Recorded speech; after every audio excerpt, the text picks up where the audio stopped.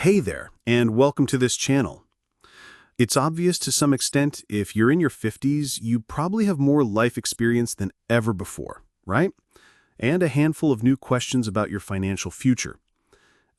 Maybe retirement is just around the corner, or maybe it still feels a few years away.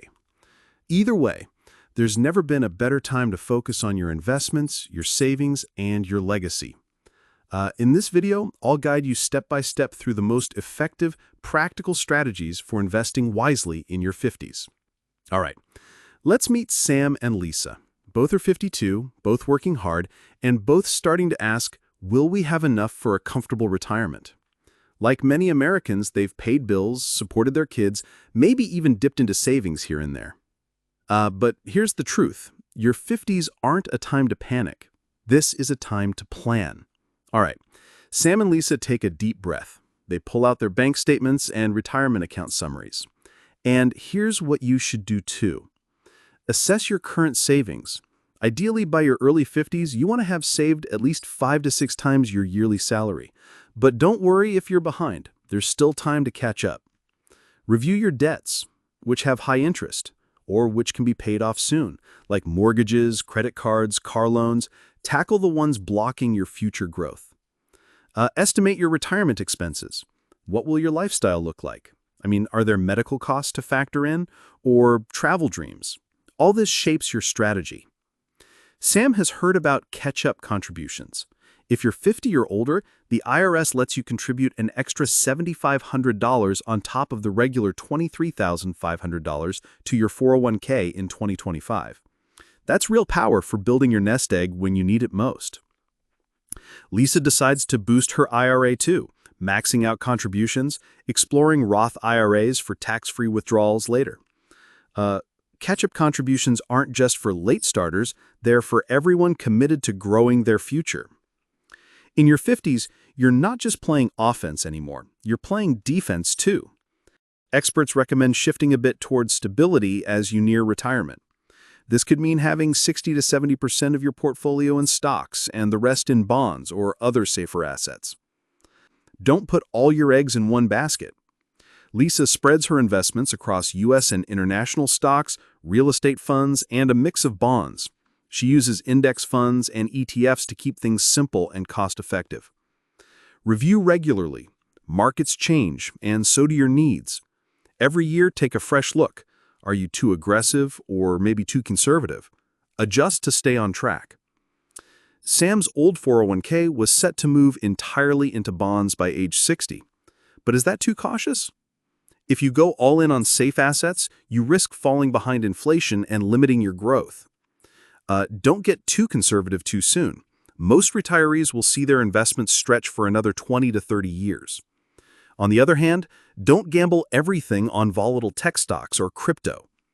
Keep an emergency rainy day fund of 3 to 6 months' expenses in an accessible account.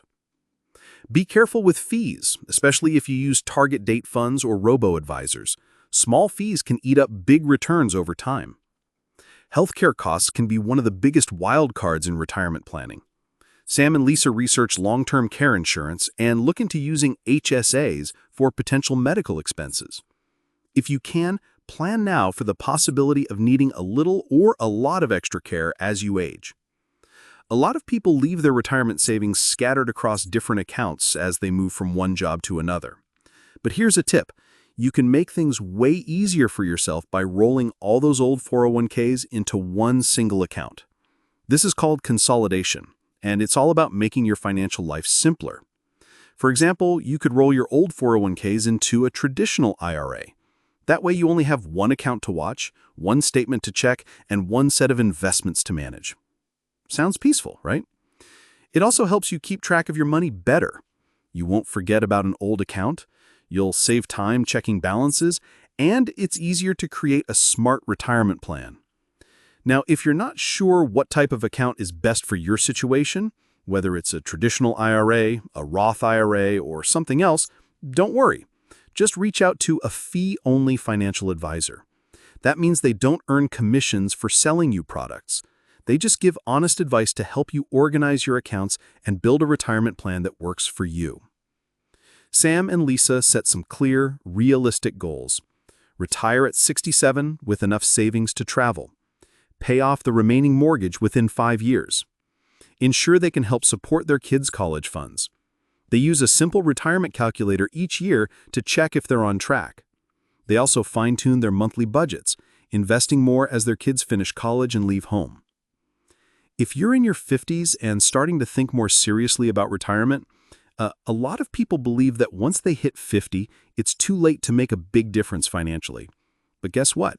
That's just not true. Here's the secret. Even in your 50s, time is still on your side, just in a different way. Every extra dollar you put into an ethical investment today, even a small amount, still has the potential to grow over the years. Your money is put into real, productive assets like stocks, mutual funds, or businesses, where profits are earned from trade and risk sharing, not guaranteed interest. So how does that help you? Well, when you invest consistently, your returns can grow gradually over time, not through interest, but through shared profit and real asset appreciation. This is often referred to in simple terms as ethical compounding, where your profits are reinvested back into the business or portfolio and they generate more growth year after year. Let's break it down with a simple example. If you start investing just $500 a month at age 52, and you earn an average of around 6% annual return from investments, like in an ETF or equity fund, by the time you reach age 65, your savings could grow to somewhere around $125,000 to $140,000. That's the power of consistent, patient investing, even if you're starting in your 50s. Another powerful move, delaying your retirement by just 1 year can actually make a big difference. How? First, your Social Security benefits will increase. For example, if you wait past full retirement age, let's say you delay from age 66 to age 67, your monthly benefit will grow by about 8% more. Second, your savings have more time to grow. That means 1 more year of compound profit working for you. And third, you spend 1 less year drawing money out of your retirement account. That helps your savings last longer once you do retire. So delaying just a little bit now could help you a lot later. So after all the saving, the investing, the planning, now it's time for something truly meaningful. Let's talk about leaving a legacy. You see, Sam and Lisa have come a long way in their financial journey. They've worked hard, saved smart, and built a future for themselves and their family. But now they want to make sure their hard work continues to support their loved ones even when they're no longer around. So what do? They meet with an estate attorney. That's a professional who helps people plan what happens to their money, property, and other belongings after they pass away. The attorney helps Sam and Lisa do a few important things. First, they update their wills. A will is simply a written document where you clearly say who gets what. Whether it's the house, savings, jewelry, or even small personal items, everything is listed. That way there's no confusion, no conflict, and no mess for the family later. Second, they set up something called a power of attorney. Now, what's that?